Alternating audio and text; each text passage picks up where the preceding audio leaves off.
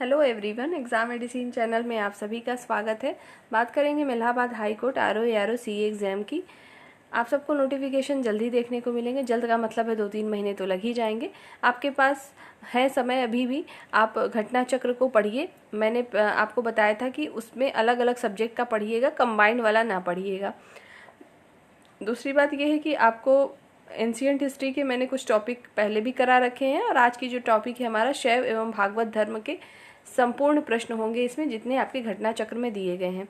ये जो सीरीज चलाई जा रही है, पहले एंशिएंट हिस्ट्री के 2-4 टॉपिक बस और बचे हुए हैं, उसके बाद हम मॉडर्न पे आएंगे, फिर मॉडर्न आपको कराएंगे। एक बात और ध्यान रखिएगा कि अपने स्तर से भी पढ़ाई करते रहिए, केवल इसी पे नहीं डिपेंड रहना है।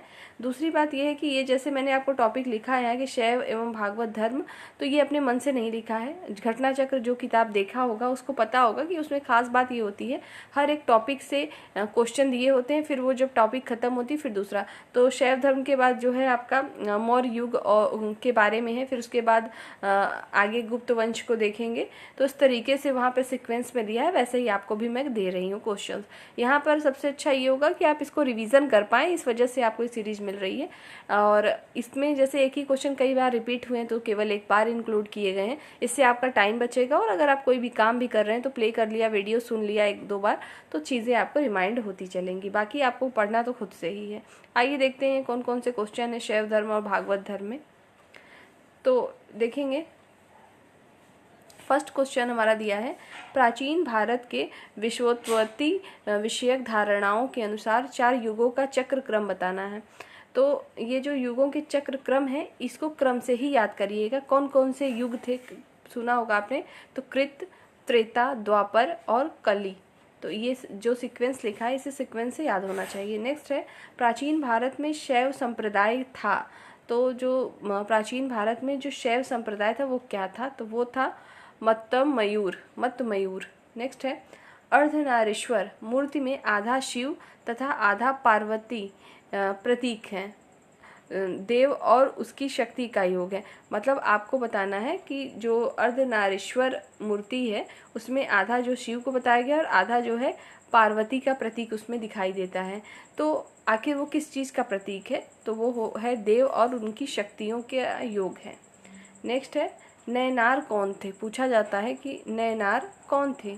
तो शैव धर्मानुयायी थे, मतलब जो नयनार धर्म को मानने वाले थे या उनके अनुयायी थे, वो किसके उपासक होते थे मेन रूप से, तो शिव के थे। वहीं पे पूछा जाता है आलवार कौन थे, तो ये भी जो है शैव अनुयायी ही थे, लेकिन ये विष्णु भक्त थे। मतलब विष्णु की जो भक्ति करते थे वो क्या कहलाए, तो उनको कहते थे आलवार। और जो नयनार थे वो शिव के उपासक थे।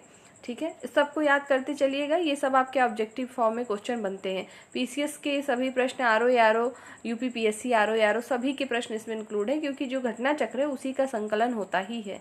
आइए आगे देखेंगे क्वेश्चन। अगला दिया है, भागवत तथा वैष्णव धर्म का चरमोत्कर्ष गुप्त राजाओं के शासनकाल में हुआ था। पूछा जाएगा कि भागवत और जो है वैष्णव धर्म का चरमोत्कर्ष, मतलब सबसे ज़्यादा प्रचलित कह सकते हैं, किस समय था, किन राजाओं के समय, तो गुप्त राजाओं के समय में था। नेक्स्ट है, भागवत धर्म के प्रवर्तक कौन थे, तो कृष्ण थे।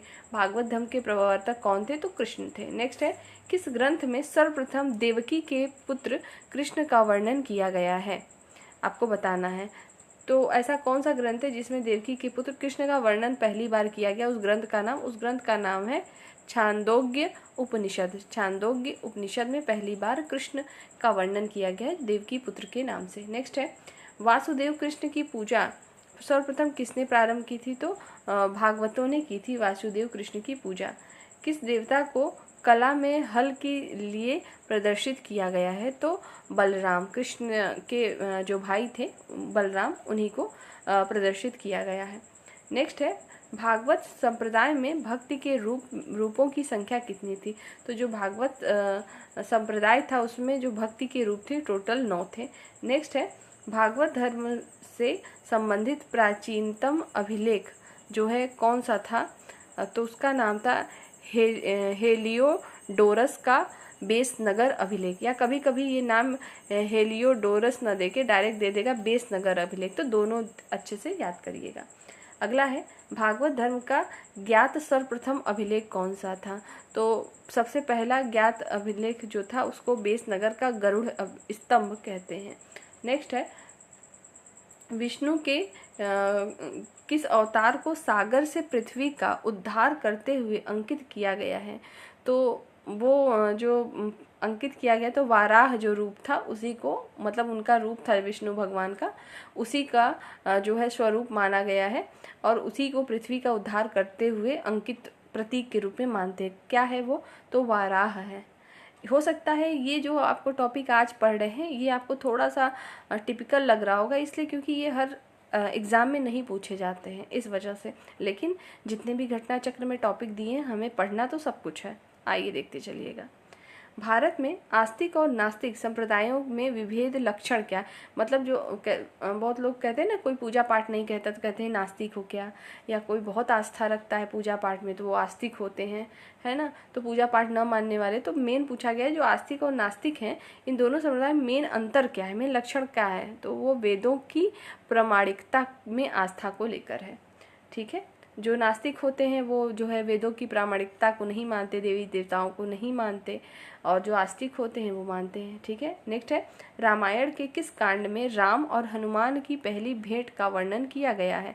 वो कौन सा जो है कांड है, तो वो नाम है किष्किंधा कांड। नेक्स्ट, पुरी में जो है रथ यात्रा किसके सम्मान में निकाली जाती है, तो जगन्नाथ। ये तो आपको पता ही होगा। आगे देखेंगे, यूपी के सीतापुर जनपद के नैमिषारण्य में 60,000 मुनियों का निवास माना जाता है। पूछा जाता है, ये यूपी स्पेशल में भी प्रश्न आता है कि उत्तर प्रदेश का वो कौन सा जनपद है जहाँ पर 60,000 मुनियों का, मतलब इन 60,000 मुनियों ने एक साथ मिलकर वहाँ पर जो है सभा की थी।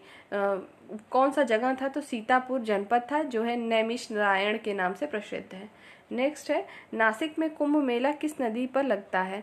तो जो नासिक में कुंभ मेला लगता है वो गोदावरी पे लगता है। आपको पता होगा कि जो कुंभ मेला होता है 3 ही जगह लगता है। पूरी भारत की बात करें तो कहाँ कहाँ, यूपी में कहाँ पर लगेगा, अगर 2 देखिए बात करें तो आपने प्रयागराज जानते ही होंगे, इलाहाबाद, वहाँ पर। ठीक है, प्रयागराज हो गया आपका, और अभी आपने पढ़ा ही नासिक और आपका हरिद्वार, 3 ही जगह ये प्रश्न पूछा भी जाता है। नेक्स्ट है कौन मोक्ष के साधन के रूप में जन्म, कर्म तथा शक्ति को समान महत्व देता है, तो वो है भागवत गीता। भागवत गीता में मोक्ष की प्राप्ति के लिए मतलब मेनली क्या माना गया है, क्या महत्व दिया गया है, तो जन्म को, कर्म को और भक्ति को, 3 को। ठीक है, तो अभी इसमें जितने आपने प्रश्न पढ़े केवल इतने ही प्रश्न हैं जो कि उसमें आपके घटना चक्र में दिए गए हैं, जिसको मैंने इसमें इंक्लूड कर दिया है। इसको 2 बार पढ़िएगा, सब समझ में आ जाएगा, ऐसा कुछ नहीं है कि याद ना हो आपको। ठीक है, तो नेक्स्ट टॉपिक आपकी रहेगी मौर्य काल की, पूरा उसमें हम मौर्य काल कंप्लीट कर देंगे आपका। ठीक, फिर उसके बाद नेक्स्ट सीक्वेंस चलेगा, 1-2 टॉपिक में आपका एंशिएंट हिस्ट्री खत्म हो जाएगी, फिर हम पहले मॉडर्न हिस्ट्री करेंगे। ठीक है, तो इस वीडियो में फ़िलहाल इतना ही। इस वैकेंसी से रिलेटेड कोई डाउट हो तो आप पूछ सकते हैं। नेक्स्ट वीडियो में जल्द मिलेंगे। जय हिंद।